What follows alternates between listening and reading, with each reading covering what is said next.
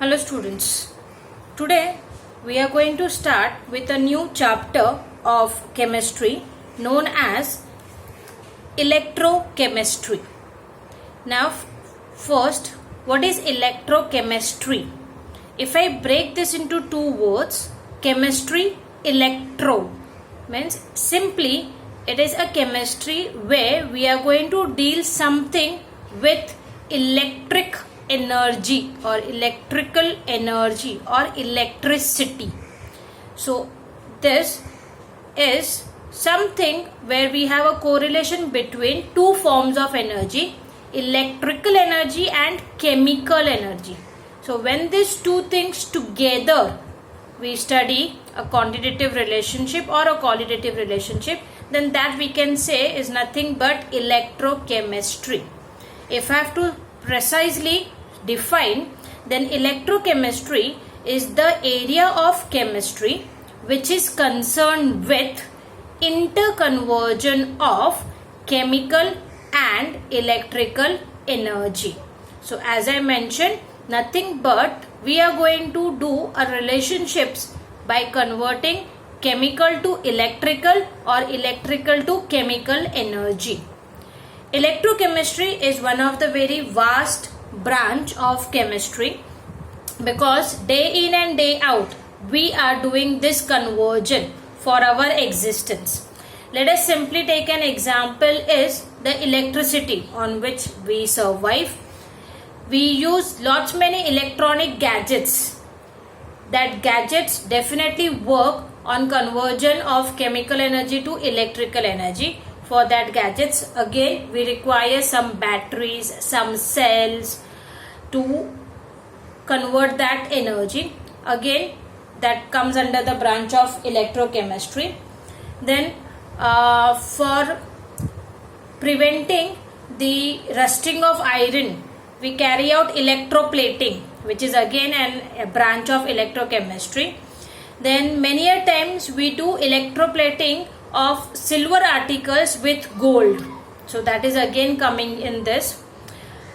Under the category of metallurgy, we have one branch called as electrometallurgy. So again in electrometallurgy, we are going to make use of electrochemistry. So electrochemistry has got a wide application, and that is why we need to know this chapter very much in detail. Again in this chapter, there are lots of small concepts. With respect to concepts, there are sometimes derivations, sometimes numericals, or sometimes cell reactions. So the first thing we will be seeing is the terms required in this electrochemistry.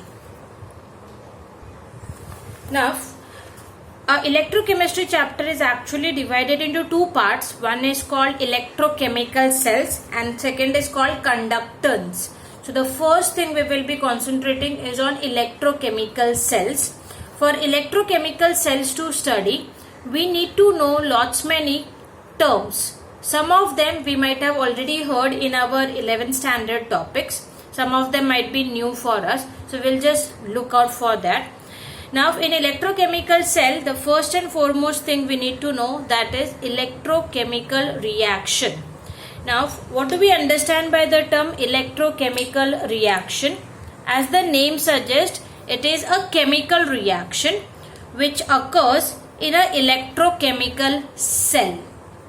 This cells usually involves the transfer of electrons from one species to the other. That is nothing but a redox reaction. So in short, a redox reaction which happens to be in an electrochemical cell, that redox reactions are called as electrochemical reactions. Now, for an electrochemical reaction to take place, the electrochemical cell precisely comprised of a component called as electrodes.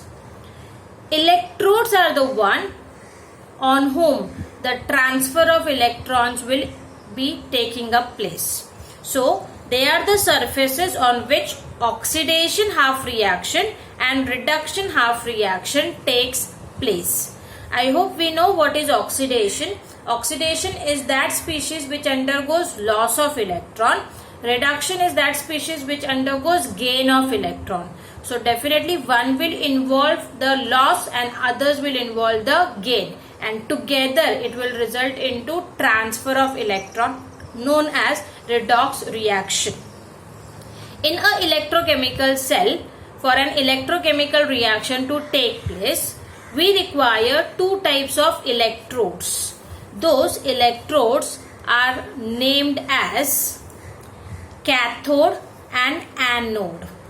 Yes students, we have been using these terms a lot of time in our previous chapters, in our previous syllabus. So just a quick look on that, cathode and anode. Now as a lower standard student, we used to know cathode as some charged and anode as some charge. But now the cathodes and anodes definition should be different. Depending upon which cell it is, it can be positive, it can be negative. Same way is with anode. That is why henceforth we will not by heart cathode and anode with respect to the charges, but we will by heart with respect to the role taking place. So cathode is an electrode at which reduction takes place. This is fixed.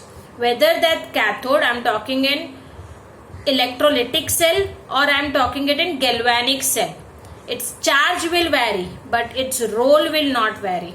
Cathode always happens to undergo reduction, whereas anode is an electrode at which oxidation takes place.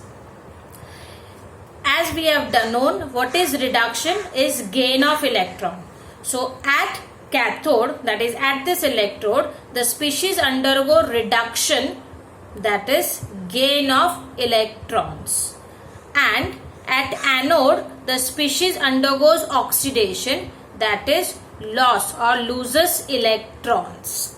Okay, so these are the very two important points.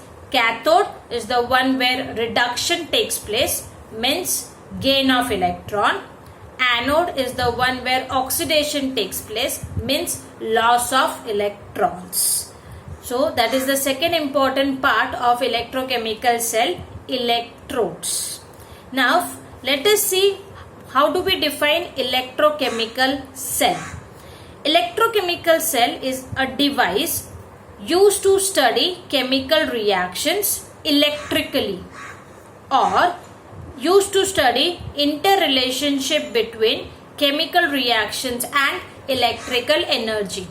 Means it is those cells where the chemical reactions are responsible to form electrical energy, or electrical energy is responsible to form chemical reactions.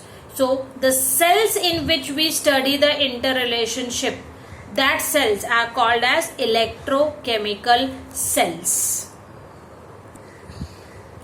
After understanding the concept of electrochemical cell, next we have to see the types of electrochemical cell. There are two major types of electrochemical cell. The first is electrolytic cell and the second is called galvanic or voltaic cell. Now in this I'll be explaining you those cells individually. At the same time I'll tell you the points of differences between the two. Let us now first concentrate on electrolytic cell. Electrolytic cells are the type of cells where a non-spontaneous reaction. Non-spontaneous reaction means the reaction which happens due to external source. If you remember, in thermodynamics we have done non-spontaneous and spontaneous part. So non-spontaneous are the one which requires external source or the external energy, whereas spontaneous are those which happens of its own. So in this, a non-spontaneous reaction which is known as electrolysis is forced to occur by passing a direct current from a external source into the solution. Means because we supply a current by using an external source into the solution, there happens to be a non-spontaneous reaction. which is nothing but electrolysis. And in which cell it happens, that cells are called electrolytic cell. On the contrary, galvanic or also called as voltaic cells are the type of cells where a spontaneous reaction is responsible to produce electricity. So if I compare the two, here it happens non-spontaneous reactions, here it happens spontaneous. As it is spontaneous reaction, we do not require any external source, because spontaneous reactions are those which happens of its own. Rather, the reaction is responsible to produce electricity. So that is the first point of difference between electrolytic cell and galvanic or voltaic cell. Now let us concentrate on the other points.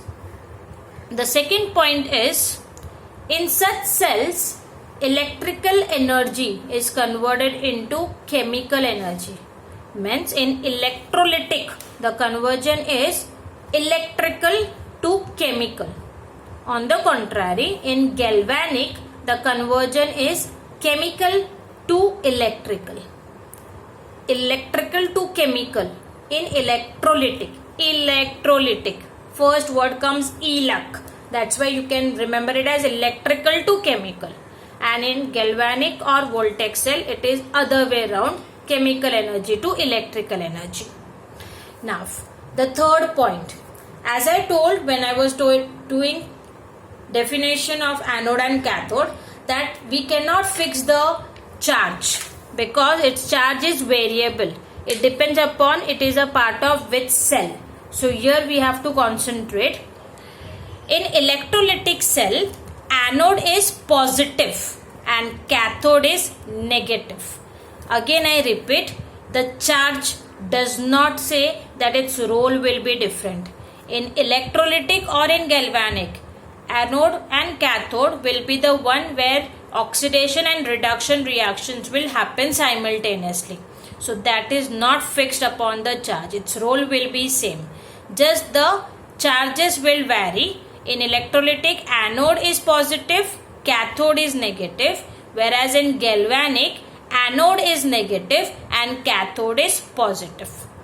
The charges vary, but their role does not. So that is the third point of difference. Now let us see some examples. The examples of electrolytic cells are the cells where we carry out the decomposition of water so as to form hydrogen and oxygen gas, or the electrolytic cells which are used for purification of metals, or electrolytic cells which are used for metal plating. So in all this, we will be converting our electrical energy into chemical energy, which will be happening with the help of an external source. Means it will carry out a non-spontaneous reaction. If I see the examples of galvanic cell or voltaic cell, the first example is Daniell cell. Daniell cell we have also done in our lower standards, where we had zinc rod dipped in zinc sulfate solution, copper rod dipped in copper sulfate solution. There we convert our chemical energy into electrical energy. Another example is dry cell. The normal cells which we use in our remote controls is an example, where again we are doing chemical energy converting into electrical energy. Then lead storage batteries. The lead storage batteries are nothing but the batteries which we use in inverters or we use in our car batteries. Then the next one is example of fuel cells. Fuel cells are nothing but the one which are used in generators. So in all this, we will be converting chemical energy into electrical energy, and in all the reactions are spontaneous. So that is a basic difference between the two major type of electrochemical cell, electrolytic cell and galvanic or voltaic cell.